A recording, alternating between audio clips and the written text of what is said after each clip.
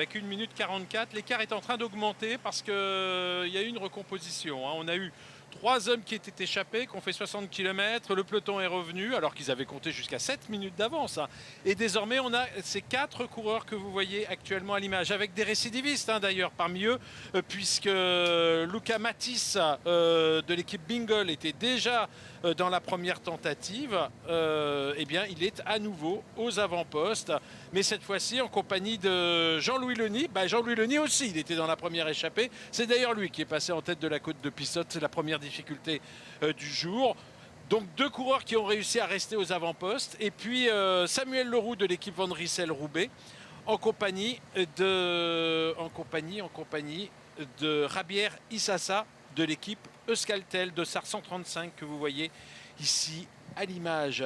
Donc dans 500 mètres. On a l'impression de suivre ça comme une arrivée, une pré-arrivée en quelque sorte, à cause de ces bonifs évidemment. Et on fait, regardez, c'est pour Samuel Watson pour la Groupama FDJ. C'est pas du tout pour Marc Sarraud, donc on vise plus le classement général.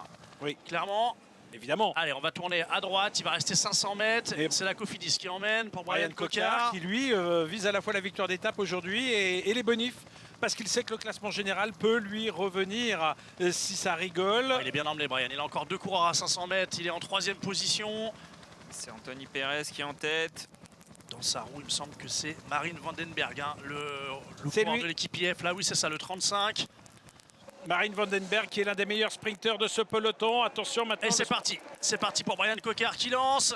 Brian Cocard, alors que là-bas, Watson à droite. On a Watson à droite. Watson a la lutte avec Cocard. Vandenberg va-t-il se livrer totalement? Vandenberg qui est en train de passer sur la gauche. Non, finalement, c'est Brian Cocard qui passe en première position devant Samuel Watson et 3e, donc le coureur de la formation IF, Marine Vandenberg. Attaque de Benelli. Il est parti. Thomas Vauclair nous en disait du bien tout à l'heure, là.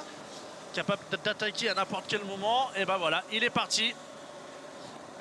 Seul jour, on ne devait pas le voir. Magnifiquement inutile. Rappelez-moi Thomas Vauclair. Thomas Vauclair a dit magnifiquement inutile, on va voir. C'est peut-être ça. Qu'est-ce que vous en pensez, Thomas? Ouais, je suis sans défense, je suis sur la moto, je suis obligé d'ouvrir le micro, comme donne la parole et je me fais cisailler par les 2 compères. Vous allez voir tout à l'heure là, ben oui, Benini, il met des sacoches et il nous anime, ça vous donne des choses à raconter comme ça, messieurs. Et puis il part avec un équipe. Mais ça sert à rien.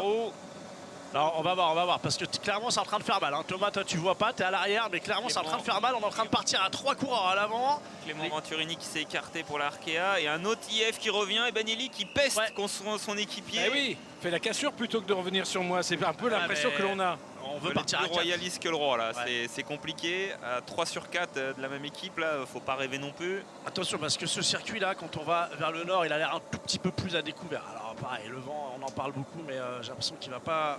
Il n'y a pas une grosse influence pour l'instant sur le final. Non, ça y est, on est en train de se relever. Benelli, il faut qu'il y retourne là, il peut pas rester là-dessus. Après, il reste 48 km tout plat. Ça montre quand même que Vandenberg se positionne aussi comme un client pour le classement général, parce que le retrouver aux avant-postes comme ça, suivre l'attaque de Benelli. Ça rattaque encore pour IF. IF, on a décidé de créer du mouvement. On veut absolument rendre la course difficile. Il y a un élément, on va pas. Et Benelli, regardez qui parle. Là, à l'instant, qui parle. Peut-être a-t-il demandé à ce qu'on ne suive pas cette attaque cette fois-ci. Il a peut-être dit ça à ses coéquipiers. Parce que cette fois, on voit. Attendez, il y en a 1, 2, 3. Donc, le Danois dans la roue, le local qui veut se montrer chez lui. Et un coureur de l'équipe Coratec. Non, Roubaix. Non, Van Rissel-Roubaix, pardon. Van Rissel-Roubaix.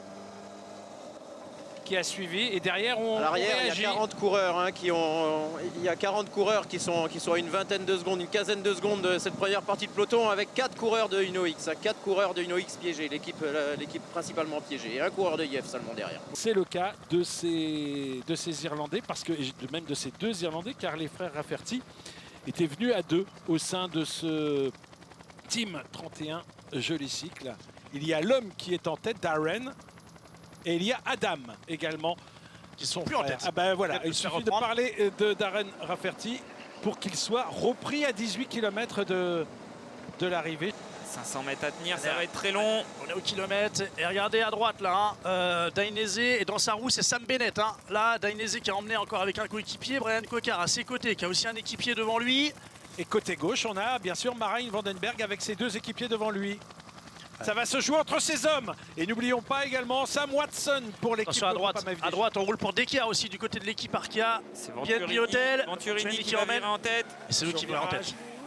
Le virage, Venturini qui était bien placé, effectivement. Et on a Dainese qui est là aussi, très bien placé.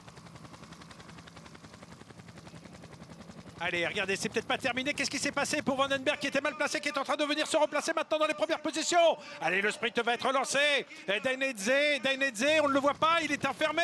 Alors que devant, eh bien, ça se passe bien pour Vandenberg. Vandenberg qui a encore un équipier. Vandenberg, Marushko qui est en train de produire son effort face à Vandenberg. Marushko va-t-il passer? Marushko va-t-il s'imposer? Marushko sur la ligne. Eh bien oui, Marushko qui remporte.